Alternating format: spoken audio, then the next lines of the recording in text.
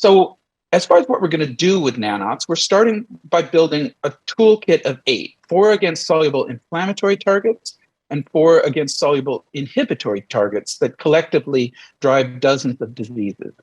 And I won't go through the whole list, but basically, left of center are inflammatory diseases, and some of these are canonical inflammatory diseases like arthritis and psoriasis. And some of them are diseases that just in the last 10 to 15 years are newly understood to be driven by inflammatory molecules like Alzheimer's and cardiovascular disease and type 2 diabetes. And we know the specific molecules involved, and we're building nanots against them.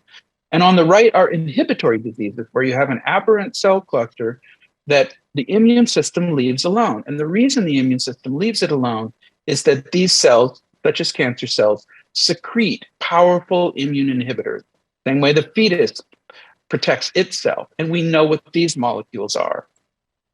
So I'd like to dig a little deeper into 2 closely related molecules, TNF alpha and soluble TNF R1 and R2. These molecules are so important, we think of them as the signal power couple.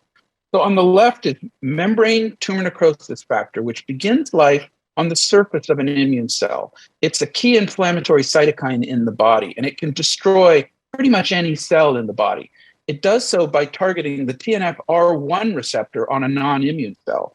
And upon ligation of that receptor, it transduces a death signal into the target cell, destroying it by apoptosis. That's how innate immunity basically works. But under some situations, the TNF receptor can cleave itself off into a soluble form. It's no longer connected to a cell and thus cannot transduce a death signal. At this point, it's just a decoy or inhibitor of TNF.